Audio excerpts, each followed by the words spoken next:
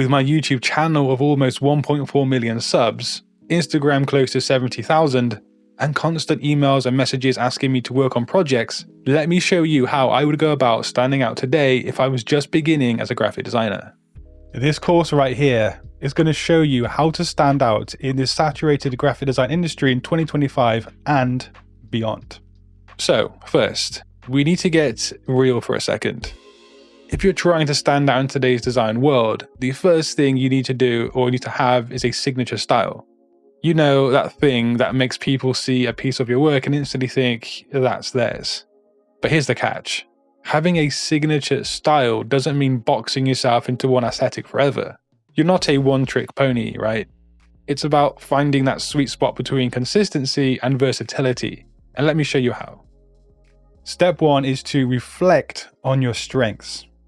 Ask yourself, what comes naturally to me? Is it bold typography, subtle minimalism, clean layout design? Your strengths are the building blocks of your style, but instead of forcing a style, lean into what feels effortless, what excites you. Take Paula Scher for example. Her bold typography and confident compositions didn't come from forcing a style. They came from leaning into what excited her. Her work for the public theatre, with its chaotic yet intentional type, reflects her natural strengths. She is versatile, but she always stays true to that fearless energy, making her instantly recognizable in her work. But what's the lesson here? Well, trust what feels effortless and authentic to you. That's the foundation of your signature style. Next, we need to look for some inspiration, but here we don't want to copy. We don't want to replicate things. I know, sounds obvious, but hear me out. The idea is not to imitate, it's to recognize patterns and trends you're drawn to. What kind of designs do you find yourself saving or staring at for a little bit longer? That's a clue to what your creative voice should be. But do remember that your signature style isn't something set in stone. It's something that would evolve and change as you do through your graphic design career. The trick is to balance that evolution with a thread of consistency. As you grow as a designer, let your style adapt and surprise you. Embrace both consistency and change, and trust that your signature style will emerge naturally speaking. And this will allow you to create work that feels fresh, exciting, and unmistakably yours. Alright, so that's module 1 wrapped up. We're now going to move on to the next one and ensure that you do make a big mark in this saturated market of graphic design. Let's talk about niching down to scale up. Now, I know what you might be thinking. Isn't niching going to limit my opportunities? Actually, it's the opposite. Niching helps you stand out in a saturated market because you become the go-to expert in a specific area. It's about carving out a space where your skills and your expertise do in fact shine. For example, let's look at eco-conscious branding. With more businesses making sustainability a priority, there's a growing demand for designers who understand how to communicate that visually through earthy color palettes, minimal packaging, and impactful storytelling. By focusing on a niche like this, you're solving a specific problem for a specific audience, and that makes you invaluable to that audience. The same goes for anything, so for example, event design. There is a huge market for creating memorable visuals for festivals, weddings, or corporate events. Becoming an expertise in your niche doesn't mean that you say no to pretty much everything project-wise. It means you build a strong foundation that attracts the right clients who align with your strengths. And to make things crystal clear, this is exactly how you need to think to establish your niche factor. Ask yourself, what industries excite you? What type of design challenges do you enjoy solving? Where are your skills and your talents within design? And once you've found your niche, you'll realize it's not about limiting opportunities. It's about unlocking the right ones and doubling down on that. But here's a really smart move to take once you have established your niche. So once you've identified your niche, tailor your portfolio to showcase only relevant work that aligns with that focus. Don't spread yourself too thin. Highlight projects that demonstrate your expertise in that specific area. Now, this targeted approach not only attracts the right clients, but also reinforces your position as a go-to expert. Remember to keep evolving your portfolio as you do grow within your niche, and that's by constantly adding work that shows your increasing mastery. So for the next module, we're going to dive into what makes design not only stand out, but linger in the minds of your audience long after they've seen it. And this goes beyond aesthetics. It's about creating work that resonates on a deeper, somewhat subconscious level. Every element of your design, the color, the typography, the layout, the textures, it all carries a weight. And when used with intention, these elements can influence emotions, perceptions, and actions, which is something you need to know about. Let's move beyond the surface level advice like blue is calming and dig into advanced strategies for creating designs that truly captivate and do stick in the minds of your audience. It's pretty simple. Emotion drives decision making, and memorable designs are those that connect emotionally with the audience. And here's exactly how to tap into this. Layered color psychology. Now, don't just rely on a single color to evoke emotion. Use something called layered palettes and also gradients to create depth and mood. So for example, a transition from say teal to gold can evoke a sense of renewal and prestige, while maybe a gradient that goes from green to pink can suggest freshness and also creativity. This nuanced approach builds emotional complexity into your designs. Next, we have symbolism and storytelling. So do consider things like incorporating universally relatable metaphors. For example, a sprouting seed to represent growth, while overlapping circles suggest unity and collaboration. You can use symbols that align with your client's narrative to create a sense of recognized meaning. Interactive engagement. So in digital design, you can use motion to enhance user experience. It's pretty clever. Subtle micro-interactions like buttons that ripple when clicked or menus that gently expand create a sense of delight in the user. These small animations make the design feel alive, building an emotional connection with the user. Now look at Nike's campaign, You Can't Stop Us.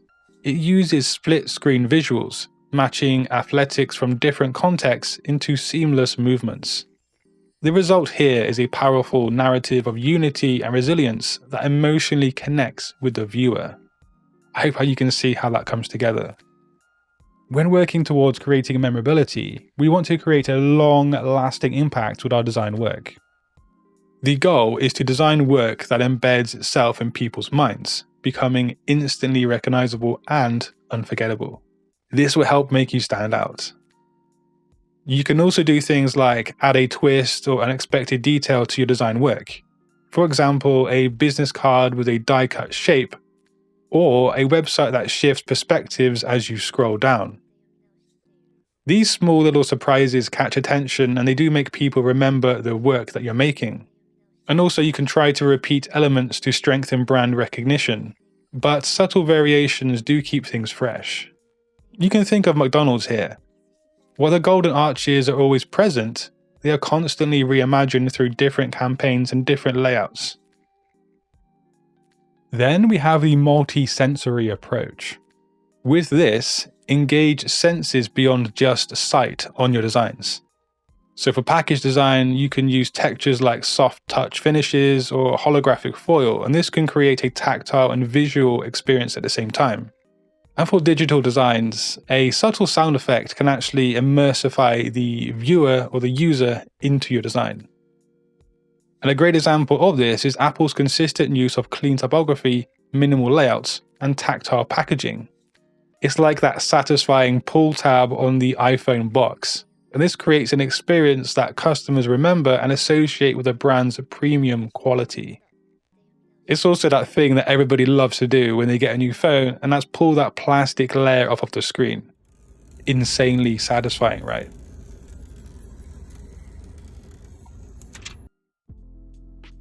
But here's how to apply this to your portfolio. Present case studies that highlight emotional and psychological strategies that you've actually applied. Things like crafting a logo that symbolizes heritage for a family-owned business. Case studies go a long way on your portfolio. You could maybe include designs with sensory depth, so you can do things like photograph embossed work or have animations on your digital projects. Use unexpected details in your portfolio layout, so things like interactive transitions or bold, layered color combinations. By combining emotional resonance with strategies for memorability, your designs can stand out in a saturated market, and that's what we all want to do, right? But we're going to look at the next module where we're going to explore how to position yourself as the go-to designer in your niche. In today's crowded design world, who you know can be just as important as what you design or what you know. But connecting isn't about just handing out your business card to people or cold emails. It's about making authentic, real connections in the right areas in relation to your niche. Now here's how to hack your way to a thriving professional network. Traditional platforms like LinkedIn are great and they are useful, but there is an untapped goldmine in creative-specific spaces like Behance, Dribbble, and even audio-based platforms like Clubhouse. Now you can create themed collections of Behance to attract specific industries. So for instance, create a project titled Luxury Branding for Boutique Hotels, and that is if you want to target the high-end hospitality industry. Also think about commenting thoughtfully on other people's work, but don't just say, hey, great design. No, instead add a constructive or specific feedback.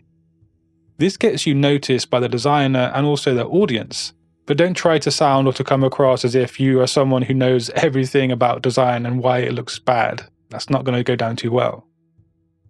Post case studies showing how you solved real-world problems, and you can invite collaborators to expand your network here. But on platforms like Clubhouse, you can start rooms on niche topics like the future of minimalist design or how typography impacts brand trust, and you can position yourself as a thought leader in your niche right here. Network with marketers, photographers, or product managers who might actually need a designer. When you spread the idea of who you are among other creatives in different niches, you'll be surprised at what kind of attention you will get. And the pro tip here is to treat every post or conversation as an opportunity to showcase your experience. People remember those who add value, and that's a very valuable thing to remember. Now here's a very interesting take on getting noticed. Being featured in design blogs or magazines like Creative Boom, It's Nice That, or AIGA Eye on Design. This will elevate your credibility. But here are some strategies that you can use to get noticed in this way. Pitch like a pro. Research the blog's tone and audience before submitting anything. You need to be personalizing your pitch if you're going to go down this route. So for instance, hi, insert editor's name obviously.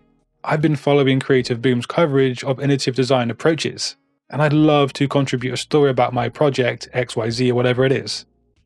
It tackles and then put in a specific problem in a unique way by put in the technique here. When reaching out to entities like this, you really have nothing to lose, but when doing it, you should do it in a very thoughtful way. So design blogs do love detailed breakdowns of creative processes.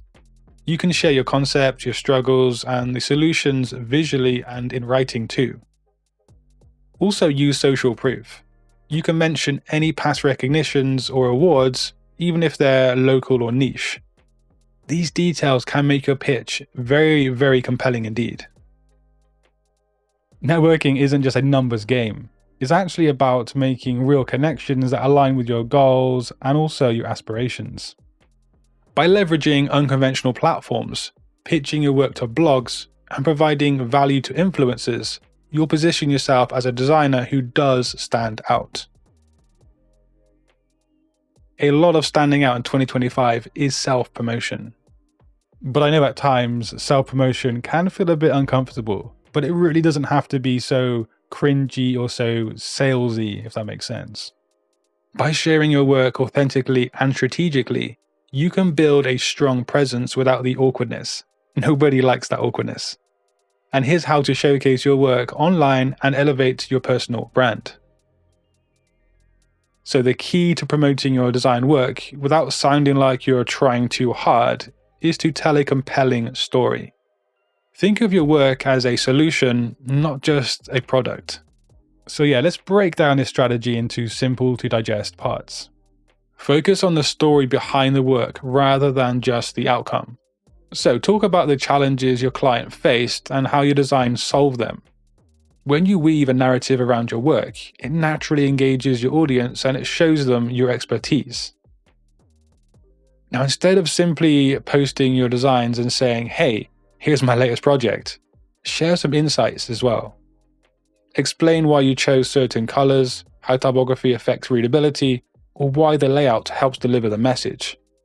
This makes your content feel less like a sales pitch and more like a valuable learning experience. Now, let your past clients speak for you.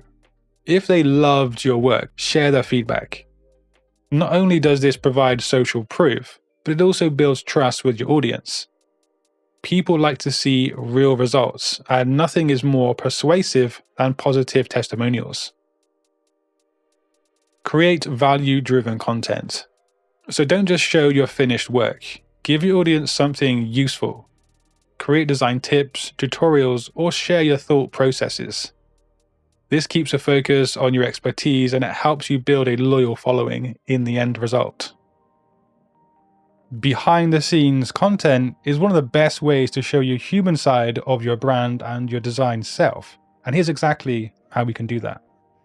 Authenticity is key, people. It is really important. People love to see the real you. So share some moments of struggles, some breakthroughs, or even just the routine tasks that led to a polished design.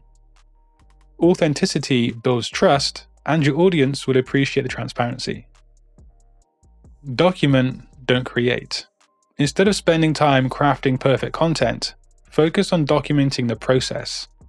So share snippets of your work in progress, whether it's sketches, brainstorming sessions, or software tutorials. Documenting these moments makes it feel more organic and more relatable to your audience, to the people. Time-lapse and snippets. So time-lapse videos of your design process are a fun and engaging way to show your workflow, but do keep it short, snappy, and to the point. So something like a from concept to completion video can be a great way to intrigue your followers. Engage your audience directly. So you can do things like run polls or Q&A sessions, maybe about design trends, challenges, or design critiques. In general, people do love to be a part of the conversation, and these engagements help humanize your brand. Something very important is also behind the scenes kind of stuff, but it doesn't have to be perfect. The more raw and unpolished, the better for the most part. Share the moments when things don't go according to plan, and you can share what you learned from them. This makes you relatable, and it helps others learn from your experience too. Self-promotion is all about finding the right balance. You need to be educational, you need to be authentic, and you need to be valuable too. People won't mind seeing your work if it feels like they're gaining something in return, whether it's insight, inspiration, or even just a little entertainment. Try and focus on actually helping your audience, and then the promotion will actually follow that, pretty naturally speaking. So now you know how to stand out as a designer in 2025. It's time to work on your design work and take it to that next level. And to do that, simply click the video on screen. But until next time, guys, design your future today. Peace.